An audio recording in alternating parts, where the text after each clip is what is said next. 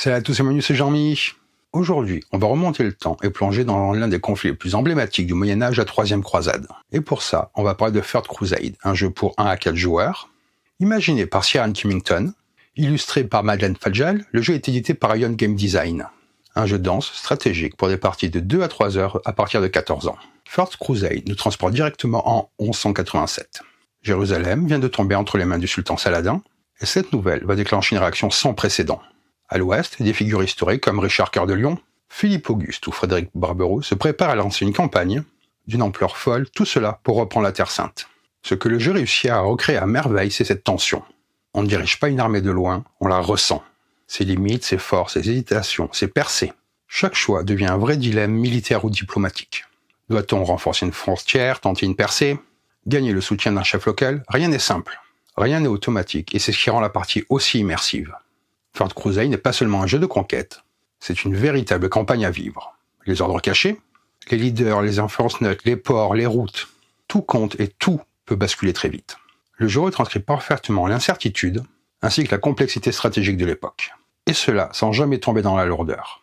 Et puis, il y a l'ambiance visuelle. Illustration sobre mais évocatrice, la carte claire, les unités bien distinctes.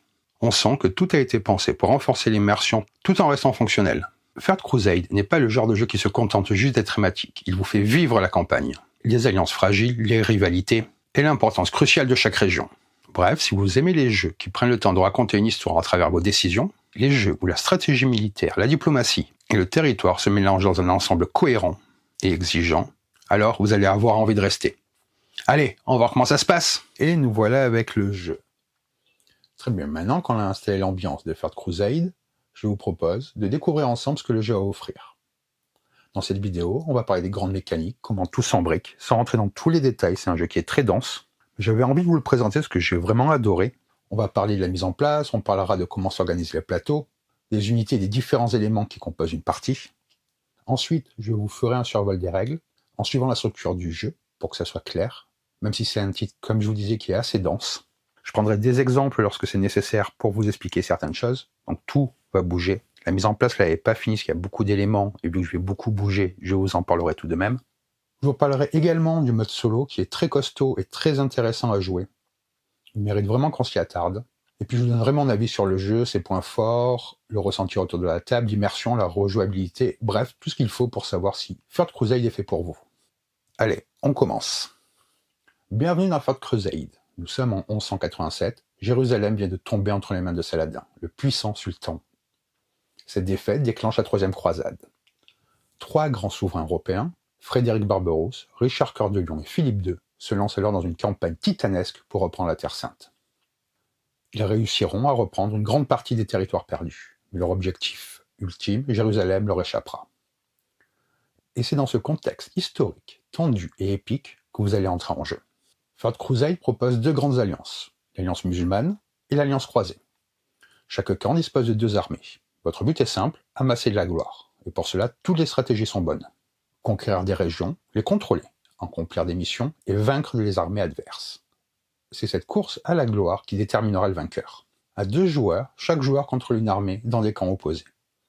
La partie s'arrête immédiatement dès qu'une alliance atteint 10 points de gloire. Si après 4 rounds, aucune alliance n'a atteint ce seuil, c'est celle qui a la plus grande gloire qui l'emporte.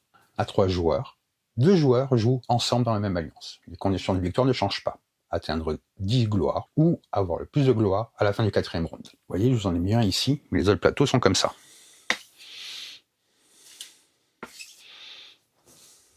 Mais attention, si l'alliance gagnante est celle qui détient 2 joueurs, alors seul l'un d'eux gagne vraiment. Et pour les départager, on va comparer leur foi, leur nombre de villes marchandes et leur point d'objectif. À 4 joueurs, là, chaque alliance contient 2 joueurs. On compare de nouveau foi, ville marchande et objectif entre les 2 joueurs de l'alliance gagnante. En cas d'égalité, celui qui contrôle Jérusalem gagne. Et si personne ne la contrôle, on regarde simplement l'or. Le joueur le plus riche de l'alliance gagnante l'emporte. Comment se déroule le jeu? Une manche se déroule en 5 grandes phases. Je vais vous en parler, que vous compreniez le rythme du jeu. Il y a d'abord une phase de stratégie, où chaque joueur pioche 4 cartes événements. Vous voyez, vous avez différents decks pour chaque joueur, avec les années.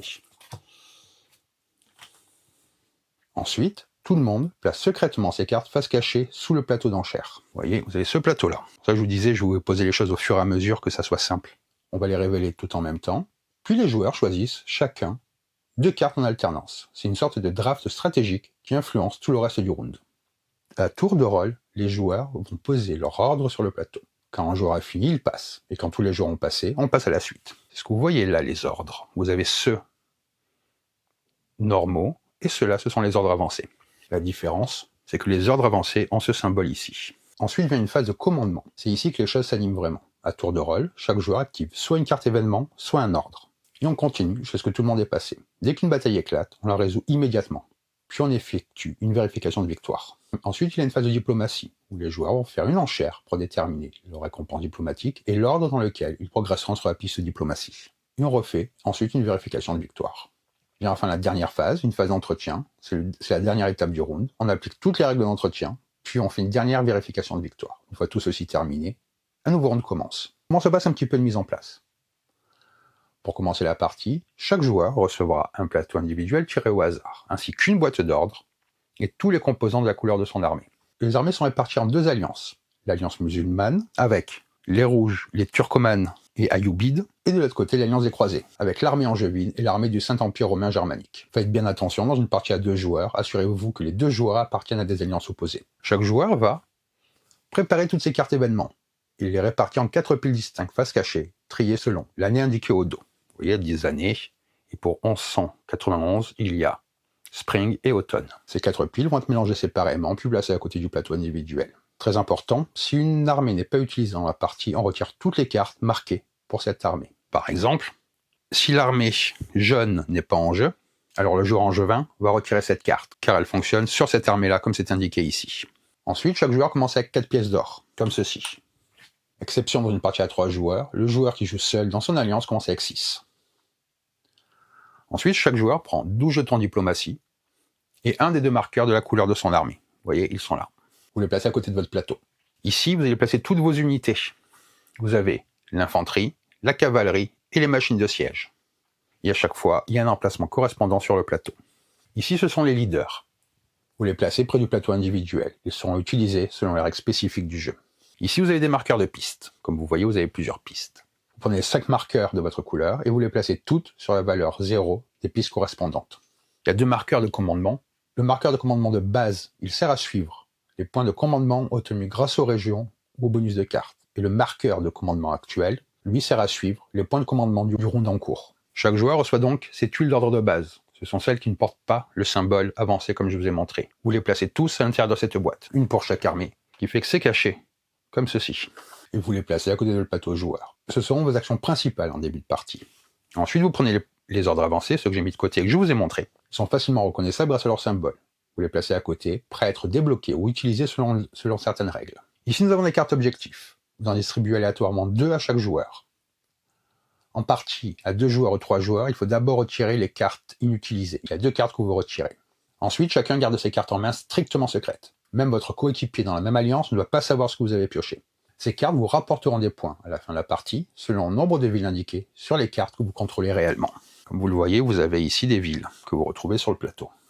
Voilà pour la suite de la mise en place joueur, qui est simple, stratégique et surtout essentielle pour bien démarrer la partie. Maintenant que chaque joueur a préparé son plateau individuel, on va parler de la mise en place du plateau principal, la carte du Proche-Orient. Je vais vous parler d'une mise en place standard, donc une partie à 4 joueurs. Pour les versions à 2 ou 3 joueurs, vous avez des spécificités. Là, il y a un petit peu tout qui est mis pour que vous ayez une idée, mais je vais quand même vous raconter comment cela se passe. Comme vous le voyez, vous placez la carte au centre de la table, accessible à tous. Ici, il n'y a rien de ce côté-là, c'est pour 2 et 3 joueurs. De l'autre côté, c'est pour 4 joueurs. Chaque région reçoit des unités et des leaders, comme vous le voyez. Vous avez des configurations précises indiquées dans le livret de règles. Vous essayez de ne pas recouvrir les icônes de ressources sur la carte, que vous voyez là. Vous voyez quand vous les mettez pas sur ces icônes-là. Lorsqu'un joueur place des unités sur la carte, il prend les unités depuis la partie gauche de son plateau en suivant l'ordre de disponibilité pour ce type d'unité. Une fois l'installation faite, chaque ville vide reçoit une infanterie neutre. Ce sont les jetons blancs comme ceci. Vous avez pareillement de la cavalerie neutre et des machines de siège neutres. Cela en fait permet à toutes les villes d'avoir un minimum de défense dès le début. Vous mélangez les cartes mission, ce sont les cartes que j'ai mis là, sur l'emplacement mission future, puis vous prenez la carte du dessus et placez sur l'emplacement mission active. Ici, nous avons les cartes diplomatie, vous les placez à certains endroits du plateau. Ici, nous avons la piste de gloire. Vous placez le marqueur de gloire sur la valeur de 0. Ici, vous placez un marqueur pour l'année en cours. Vous commencez en 1190 et vous allez suivre comme ceci. Ici, on a la piste d'initiative qui va déterminer l'ordre du tour pour le début de la partie. Vous prenez les marqueurs d'initiative d'une alliance et vous les placez aléatoirement sur les positions 1 et 3. Puis vous prenez ceux de l'alliance adverse et vous les placez sur 2 et 4. Ici, en bas, je vais un petit peu monter. Ici, vous avez une piste de foi. Si une alliance compte 2 joueurs, vous placez le marqueur de foi sur 0. Mais si un joueur n'a pas de partenaire, dans une partie à 3, il place son marqueur directement sur 2. Vous allez ensuite contrôler combien de villes vous contrôlez sur le plateau, qui sont des villes marchandes au début. Ici, vous installez les navires de Gênes. Ce sont des renforts qui proviennent de Gênes. Les navires sont marqués selon leur moment d'arrivée. Printemps 1191, automne 1191. Dans chacun de leurs emplacements, vous ajoutez les unités et leaders appartenant aux armées présentes dans la partie. Là, on va arriver aux derniers éléments de mise en place. Vous allez calculer les ressources initiales, préparer la diplomatie, installer les plateaux annexes. C'est la dernière étape avant de commencer à jouer. Chaque joueur doit maintenant déterminer ses valeurs initiales en couronne, commandement, ravitaillement et or. Pour cela, on regarde simplement les régions et les leaders que le joueur contrôle en début de partie. Pour chaque point de commandement contrôlé, vous avancez le marqueur de commandement d'une case et le marqueur de commandement actuel d'une case vers le haut. Chaque couronne contrôlée, vous avancez le marqueur de couronne d'une case. Vous voyez ici les différentes icônes que vous retrouvez à cet endroit-là. Vous faites ça pour le ravitaillement et pour l'or. Par contre, les icônes représentées sur les navires de Gênes ne comptent pas. Ici, nous avons le plateau diplomatie. Vous le placez à côté de la carte. Ensuite, vous ajoutez à côté du plateau. Comme vous voyez, je ne vous ai pas mis pour pouvoir vous le montrer, sinon ça va tomber. Les unités blanches qui sont les unités neutres, les leaders neutres, vous voyez ici. Et les jetons neutres indiqués dans la mise en place. Vous voyez, vous avez dans le livre de règles tout cela qui vous l'indique. Donc suivez-le bien. Là, je vous le remontre. Pour une partie à 4 joueurs, à chaque fois, tout est indiqué.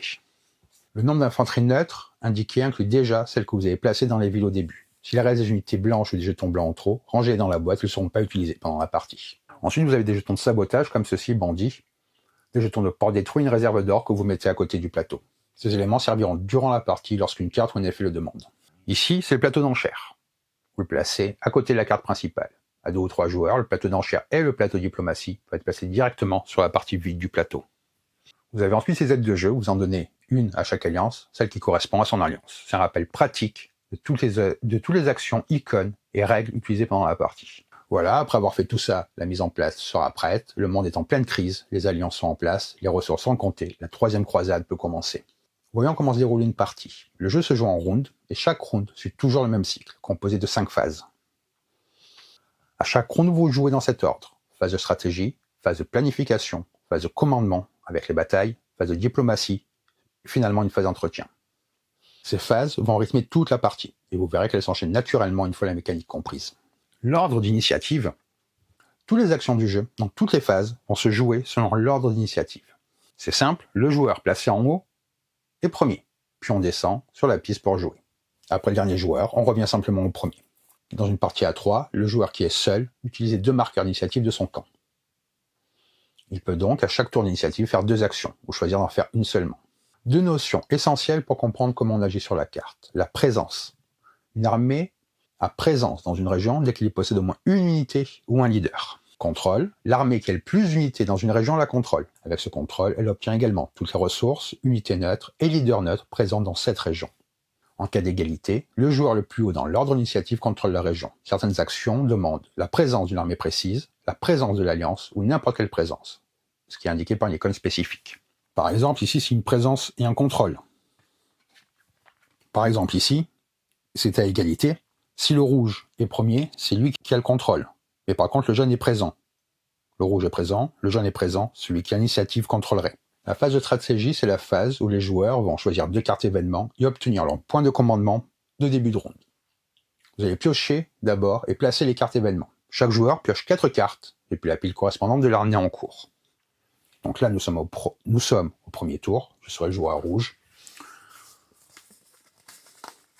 Je piocherai 4 cartes. Je les regarde et j'en choisis 2 à placer face cachée dans un emplacement numéroté sur le plateau d'enchères. Laissez-moi vous faire de la place. Une fois que tout le monde a choisi, on retourne toutes les cartes en même temps. C'est-à-dire qu'après avoir choisi, on se retrouvait dans cette situation-là, par exemple, et là, tous les joueurs vont retourner en même temps.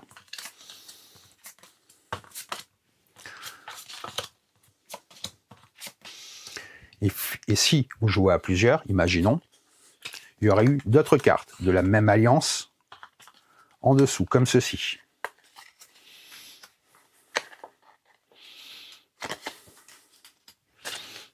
En ordre d'initiative, chaque joueur choisit une carte événement dans l'une des deux lignes de l'alliance adverse. Il la prend et la place à côté de son plateau et gagne le point de commandement indiqué par la valeur associée au drapeau sur le plateau d'enchères. Ces points sont immédiatement ajoutés à votre valeur de commandement. Les joueurs continuent ainsi jusqu'à ce que chacun ait 2 cartes. C'est-à-dire qu'en fonction de l'ordre d'initiative, imaginons que ce joueur-là soit premier, il choisirait, s'il le veut, cette carte-là.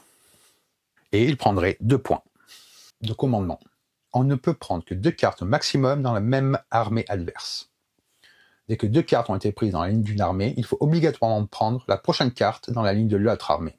Une fois que tout le monde a choisi ces 2 cartes, toutes les cartes restantes sont défaussées. Le joueur seul dans une alliance, dans une partie à 3, choisit 2 cartes dans la ligne des 2 joueurs adverses. Les 2 joueurs alliés choisissent chacun une carte depuis la ligne du joueur solitaire.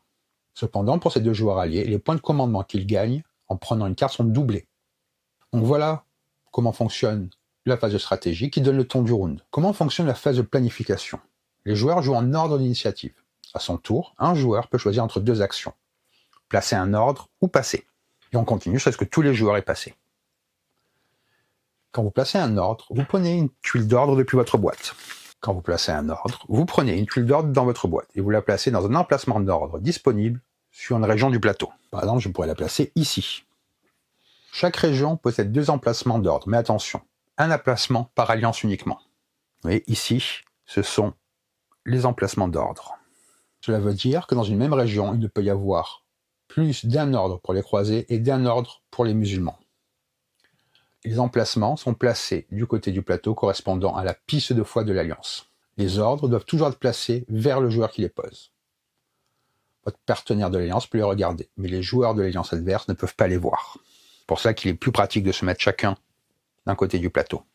Une fois posé, un ordre ne peut plus être déplacé ou retiré. Si un joueur choisit de passer, il ne peut plus poser de nouveaux ordres pour le reste de la phase. Lorsqu'un tour d'initiative revient à lui, il est simplement ignoré. Quand tout le monde a passé, on passe à la phase de commandement. Vous pouvez placer un ordre n'importe où, mais pour l'exécuter pendant la phase de commandement, il faut souvent avoir du contrôle, ou une présence spécifique selon les icônes. Si vous ne remplissez pas les conditions au moment de l'exécution, l'ordre échoue et vous perdez un point de gloire. Chaque ordre a un coût à commandement, que vous retrouvez ici. Le total des ordres que vous placez ne doit pas dépasser les points que vous pouvez payer, sinon vous ne pouvez pas les exécuter. Et chaque ordre non exécuté vous fera perdre 1 de gloire, donc planifiez intelligemment. Ici, c'est ce qu'on appelle les régions désertiques. La phase de planification est un mélange de stratégie, de bluff et d'anticipation. Vous placez vos ordres maintenant, mais vous ne saurez pas ce que les autres préparent. Et leurs actions pourraient vous permettre, ou au contraire vous empêcher d'exécuter vos plans. La phase de commandement, c'est ici que vos plans prennent vie. Vous allez exécuter vos cartes événements, activer vos ordres, déclencher des batailles, manipuler des unités neutres, gagner des marqueurs de ressources, bref, tout ce qui fait battre le cœur du jeu. Les joueurs jouent en ordre d'initiative, exactement comme les phases précédentes. À son tour, un joueur choisit une seule action, exécuter une carte événement ou exécuter un ordre posé sur le plateau. Puis on passe au joueur suivant et on continue ainsi. Jusqu'à ce que tous les joueurs aient utilisé toutes leurs actions ou jusqu'à ce que certains décident de passer. Une fois qu'un joueur passe, il ne peut plus rien activer pendant cette phase. Dans Third Crusade, chaque armée peut recevoir le soutien d'unités neutres, de leaders neutres ou de jetons neutres. Couronne, or, ravitaillement. Historiquement, ces forces changeaient parfois de camp et le jeu reflète cette réalité. Quelques règles essentielles, le nombre de neutres disponibles dépend du nombre de joueurs. Ces jetons sont placés à côté du plateau diplomatie.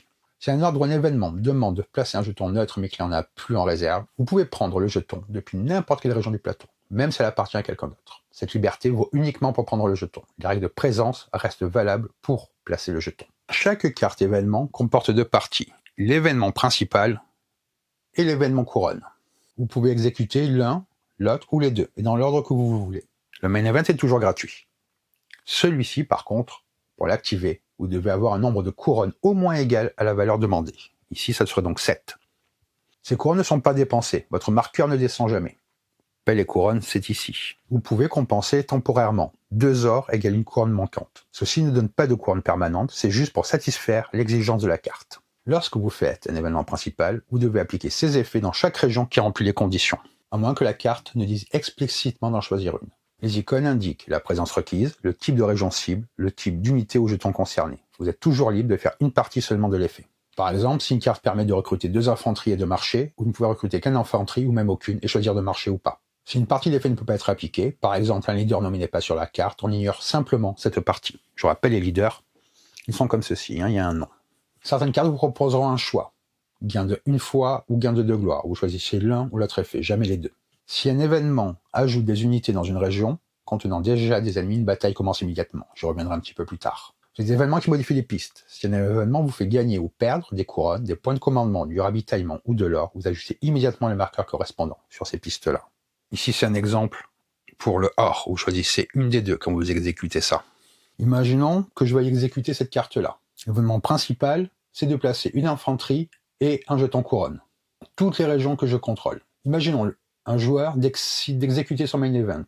Il place une infanterie et un jeton couronne dans toutes les régions, villes qu'il contrôle. Il gagne donc une couronne, qu'il indique comme ceci par exemple, ce qui lui donne maintenant 3 couronnes. Avec ces 3 couronnes, il en a désormais accès pour exécuter cet événement-là, qui augmente son commandement de base de 1. Son marqueur de commandement actuel, lui, ne bouge pas. Comment exécuter un ordre ?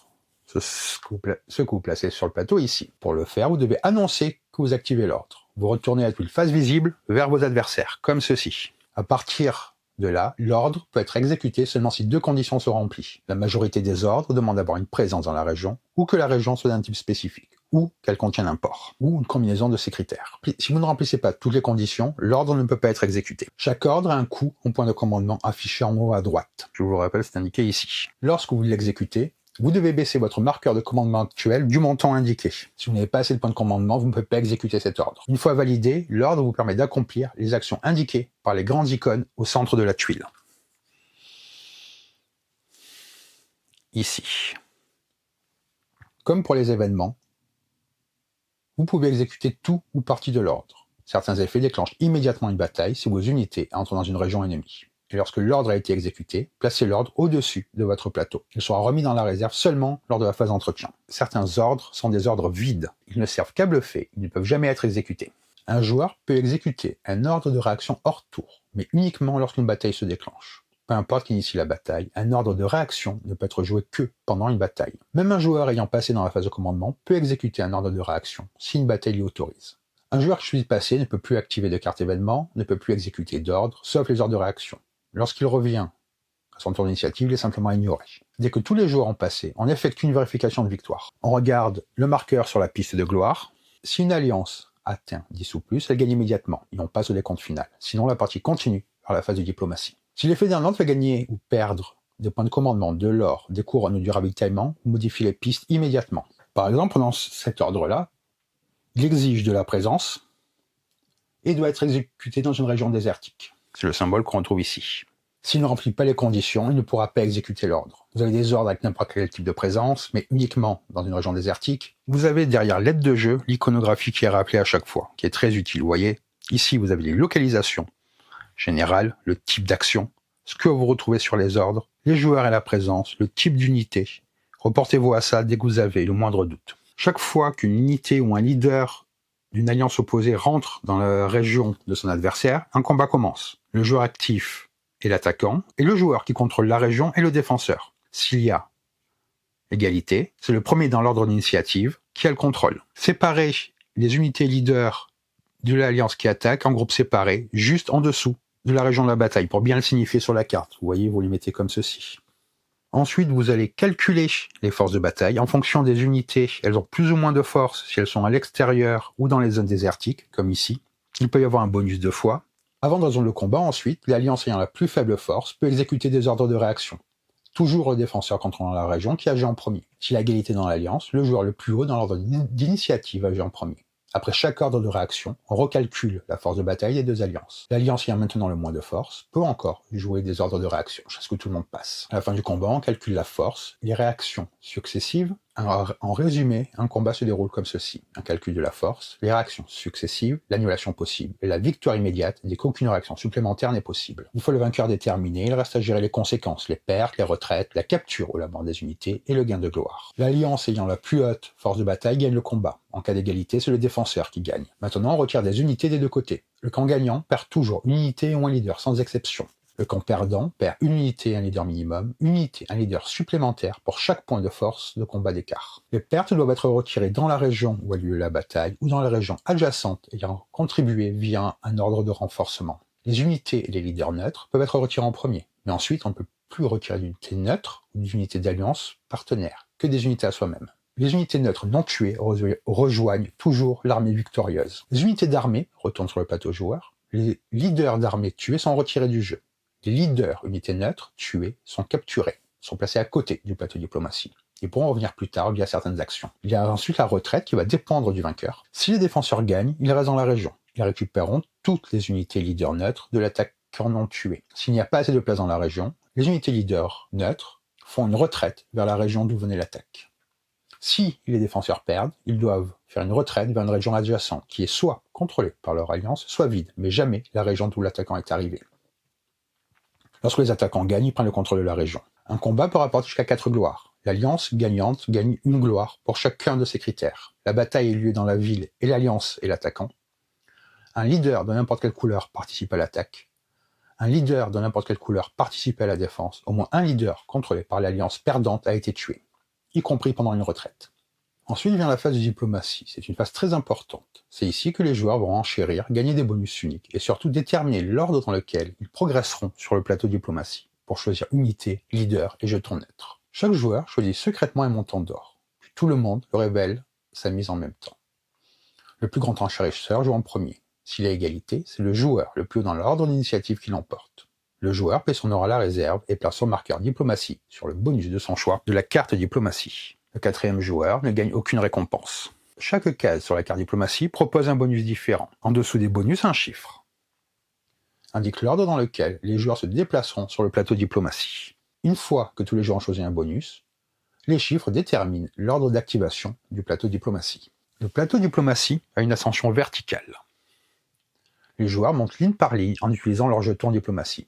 Chaque joueur commence en bas et progresse selon l'ordre déterminé par la carte. Sur chaque rangée, il y a les rangées à 4 emplacements. Chaque joueur doit obligatoirement choisir un bonus. Sur les rangées à 2 emplacements, un joueur peut passer et aller directement à la rangée suivante. Vous voyez, 4 et 2. Chaque bonus permet d'obtenir des unités neutres, des leaders neutres ou des jetons ressources. Si les jetons ne sont plus disponibles dans la réserve, le joueur peut les voler dans n'importe quelle région du plateau, puis les placer dans n'importe quelle région de leur choix. Les ressources que vous allez pouvoir gagner sont des points de commandement, de l'or, des couronnes ou même du ravitaillement. La phase de diplomatie est un mélange d'enchères secrètes, de timing et de bonus tactiques, ainsi que de vol subtil d'unités majeures. C'est aussi une énorme source de gloire et d'avantages stratégiques. La phase d'entretien est la dernière étape d'un round, est clairement la plus dense. Elle contient 10 étapes à résoudre toujours dans le même ordre. Pour commencer, on regarde la mission active du round. Oui, ce qui était là. 2 éléments sont vérifiés. La gloire entre alliances. On compte combien de régions correspondant à l'objectif de gloire chaque alliance contrôle. Oui, c'est indiqué ici à chaque fois. L'alliance qui en contrôle le plus avance le marqueur de gloire d'autant de cases que la différence. Foi, au sein de chaque alliance. Chaque joueur compte combien de régions correspondant à l'objectif de foi il contrôle personnellement. Dans chaque alliance, le joueur qui en contrôle le plus avance le marqueur de foi selon la différence. Vous retirez les ordres non exécutés. Pour chaque ordre non exécuté, le marqueur de gloire est déplacé d'une case contre votre alliance. Puis tous les ordres sont remis dans la boîte individuelle.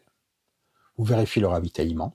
Vous achetez des ordres avancés. Avec tout ravitaillement excédentaire, on peut acheter des ordres avancés. Car chaque joueur doit vérifier s'il possède assez de ravitaillement pour entretenir ses unités sur la carte. Le joueur compte les icônes de ravitaillement nécessaires. Ce sont les sections non remplies de son plateau joueur. Il compare avec les icônes de ravitaillement qu'il contrôle sur la carte. Vous voyez ici. S'il manque de ravitaillement, il déplace le marqueur de gloire de une case contre son alliance par icône manquante. Et donc 2 ravitaillements excédentaires peuvent vous permettre d'acheter un ordre avancé. Si l'alliance croisée contrôle Jérusalem, elle gagne automatiquement de gloire. Elle avance le marqueur de 2 cases vers son côté. Le bonus n'est gagné qu'à ce moment-là, pas au moment où Jérusalem est conquise. Chaque joueur gagne l'or de sa piste d'or. Pour chaque icône de gloire présent dans la région qu'un joueur contrôle, vous avancez d'une case vers leur alliance. Vous vérifiez si quelqu'un a atteint 10, vous avancez le marqueur de round. Si vous atteignez 1192, c'est là immédiatement la fin du jeu. Si le marqueur de round atteint une période correspondant à des navires génois, les joueurs croisés reçoivent les unités et leaders de ces navires. Vous changez la carte diplomatie visible et vous révélez celle du prochain round. Et vous changez également la mission. Tous les marqueurs d'initiative descendent d'une case. Celui qui arrive en bas remonte en haut de la piste. Une fois toutes les étapes terminées, tous les cartes événements du round sont défaussées. Chaque joueur place son marqueur de commandement actuel sur celui du commandement de base. Le round suivant commence, ou si c'était le 4e round, on passe au score final. La partie peut se terminer de deux façons. Fin immédiate, la gloire atteint 10. À chaque check de victoire, le marqueur de gloire atteint 10 ou plus sur l'un des côtés de la piste. La partie s'arrête immédiatement. On passe au décompte final entre les joueurs de cette alliance. Sinon, au bout du 4e round, on procède au score final basé sur les objectifs. En ordre d'initiative, chaque joueur choisit une de ses 2 cartes objectifs et la révèle. Chaque carte montre des villes. Si le joueur contrôle l'une ou plusieurs de ces villes, on avance le marqueur de gloire selon le tableau figurant sur la carte. Si une alliance à 2 joueurs remporte la partie, alors on détermine le vainqueur final parmi eux. Ce duel se joue en 3 critères. Il faut en gagner au moins 2. La foi, le joueur plus haut sur la piste de foi gagne ce point.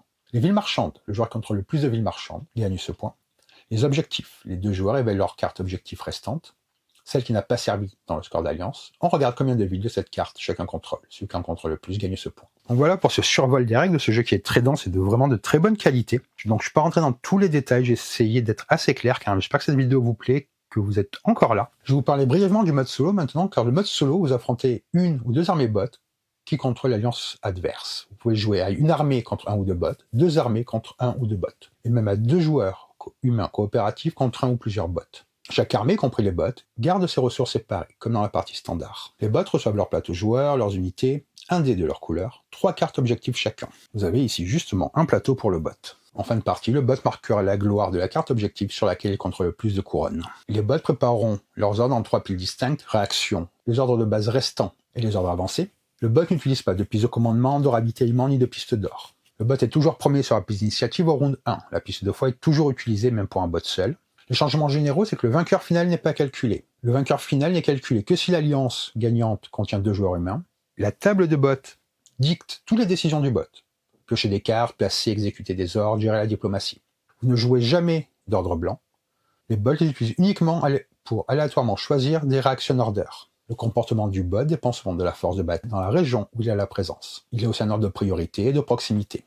On joue chaque phase d'un round normalement avec quelques petites adaptations. Pour chaque armée bot, on pioche 4 cartes événements dans le paquet correspondant. On les place face cachée sous le plateau des enchères. Pour la phase de stratégie, le principe reste le même que dans le jeu standard. On place 4 cartes dans chaque slot, puis les joueurs humains choisissent leur carte à tour d'initiative. Mais quand un joueur humain prend une carte dans un slot, le bot reçoit automatiquement la carte se trouvant dans le même slot du paquet de son côté. Vous allez vous servir du dé pour chaque armée du bot. Les ordres, lors de la phase de planification, sont choisis dans la pile préparée. Il placera ces ordres selon un ordre de priorité basé sur les batailles, sur la force qu'il a dans les régions, sur la proximité et sur les règles d'accès à Jérusalem. Comme dans la partie normale, pour la phase de commandement, on joue en ordre d'initiative. Le bot commence toujours par tenter d'exécuter un ordre. Il tente d'exécuter ses ordres dans cet ordre. Jérusalem, sa région la plus faible, qu'il contrôle, une région où il a la présence. Il choisira ses cartes événements au hasard. Il va vraiment vous proposer un vrai défi, comme si c'était un joueur humain. Donc il y a tout ça à suivre. Vous avez vraiment l'impression que quelqu'un combat contre vous, c'est vraiment très bien fait. Il y a un peu de gestion à faire au début par contre. Il faut bien avoir les règles en tête aussi. Vous voyez que ce jeu est assez dense. J'espère que la présentation vous plaît d'ailleurs, je vous le redis. Vous vous servez de ça pour savoir ses ordres de priorité, tout ce qu'il fait.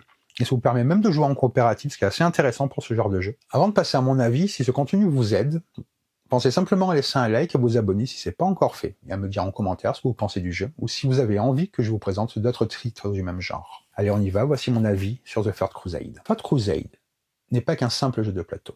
C'est une expérience stratégique, dense, tendue, immersive, qui mêle opération militaire, gestion politique et intuition psychologique avec une finesse rare.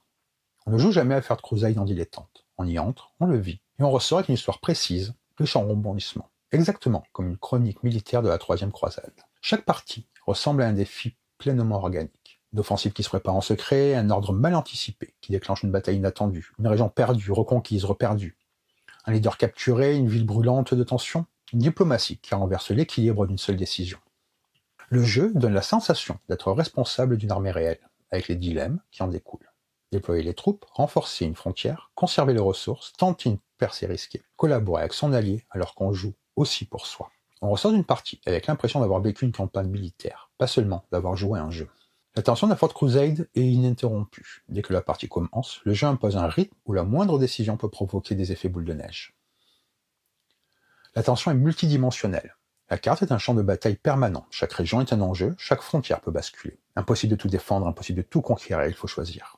Tension économique. Les points de commandement sont précieux, les ressources aussi. La moindre erreur de planification peut compromettre une phase entière.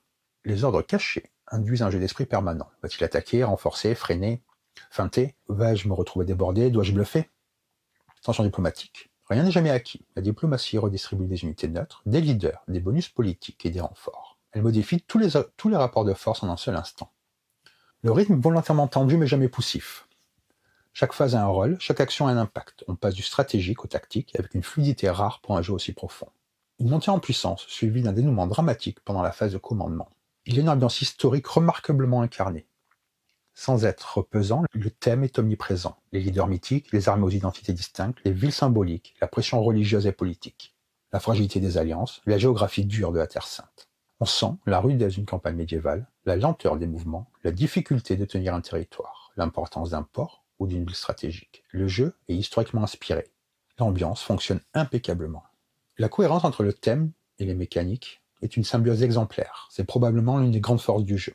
Tout fait sens, tout s'emboîte naturellement. Les mécaniques ne se contentent pas d'habiller un thème, elles incarnent le thème. Les ordres face cachée traduisent la planification militaire. La présence et le contrôle représentent la domination physique du terrain. Les leaders donnent du caractère aux armées. Les ressources symbolisent les enjeux économiques réels, taxes, ravitaillement, prestige, influence. La diplomatie reflète les alliances instables de l'époque, avec des unités neutres qui changent de camp selon les circonstances. Rien n'est décoratif. Chaque élément renforce l'expérience, comme les engrenages d'une machine stratégique parfaitement huilée. Le jeu donne un sens très particulier à Jérusalem, stratégiquement capitale, politiquement lourde, difficile à atteindre, encore plus difficile à garder. Chaque partie finit par tourner autour de cette ville comme un point d'orgue narratif. Fort n'est pas un jeu d'initiation. Il demande de l'attention, de la mémoire, un sens du timing et un minimum d'expérience. Les règles sont nombreuses mais logiques. La structure en 5 phases est très claire. L'iconographie est dense mais intuitive après quelques tours. Le flot de la partie devient naturel assez vite. La courbe est réelle mais pas punitive.